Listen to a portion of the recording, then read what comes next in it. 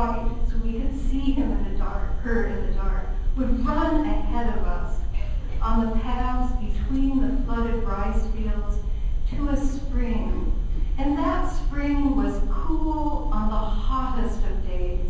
And it was big enough we could put our feet in it, and sometimes we would splash the water on our arms and legs.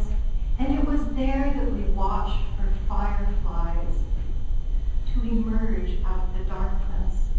Sometimes they flew all the way up to our garden.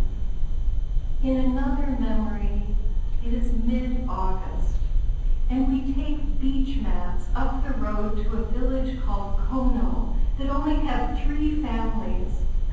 We stretch our mats out on the warm asphalt road and watch the stars, counting them as they fall. Remembering those times, I see more than just the 2 of us. There was a presence around us, through us, that was made up of the wind, the feel and smell of the earth we tilled and planted, the sound of the trees and the birds, the colors of the sky, the stars glittering above us. It was as if the universe mysteriously wrapped around us and held us close. In a very real sense, it was this presence that has formed the 3rd part of our love, and I believe it has held us together through difficult times. Love demands courage. In the first years of our life together, Mary Lou and I made a pact that we would support each other's wildest dreams. This has sometimes meant enduring life apart. Most recently, Mary Lou and I lived separately for 2 years so that I could attend seminary. I flew to eastern Indiana while she stayed on our desert land. It was hard. Sometimes we both felt very, very alone. We wondered if we would survive. How would our relationship change when we could only see each other for a few days every few months? When I look back on those days, I see the huge trees that I loved, not as much as the desert, but I did love them, that lined the streets where I took walks in Richmond. I see the oak tree outside the window of my first room, and the squirrels that chased and danced along its branches.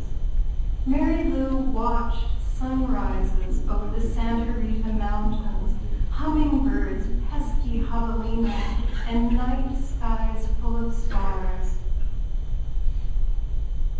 As a seminary student, I am constantly asked to reflect and define my theology. So what am I saying? I do experience a benevolent presence in this universe that gives me comfort and holds me to the person I love. If asked to name this presence, I would have difficulty. Perhaps I would say the Great Spirit or the Holy, but without names or words, I have felt its arms around me. And in those arms, I have felt subtle and not so subtle shifts in perspective that have allowed me to see my life and our life together in a larger picture of rocks and flowers and stars. This presence did not push our difficulties out of sight, but they helped us see them in a new way that gave us courage to reach over divides before they became too wide to cross. In January, before I left for my last semester in Richmond, Mary Lou wrote a melody and she asked me to write lyrics for it. When I sat with it, listening to it over and over, I remembered the days when we were falling deeply in love. We had met only weeks before, and we were visiting Mont Saint-Michel. The future that would contain so many hardships and joy was completely out of sight. It was February, and the sea around us was building to a storm. This song is called If You Had Known. If you had known, would you have stayed with me? Would you have stayed if you had seen the road ahead? The sea around us building to a storm with waves that crashed so close we could feel them touch the shore. On that night, the wind blew fiercely, brushing our windows like the gods were passing by. Far out to sea, the whales were singing back and forth, their songs a dance. They rode waves into the night.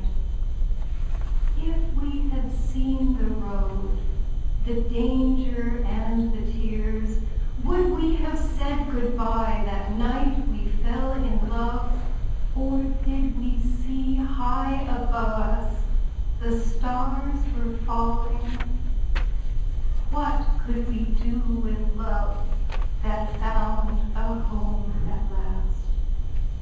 The curtain moved and snow came floating round us, melting on our hands, resting on hearts that beat as one. And now I ask you, is there a presence around you, beyond you, in the wind that could envelop you during the good and hard times of your life? Once, in the middle of a trivial argument that seemed very important at the time, Mary Lou said, "Let's go outside and watch the stars." I encourage you to make time to feel the wind, watch hummingbirds, and listen to the silence of the stars. Perhaps you will find what we did, the third part of a threefold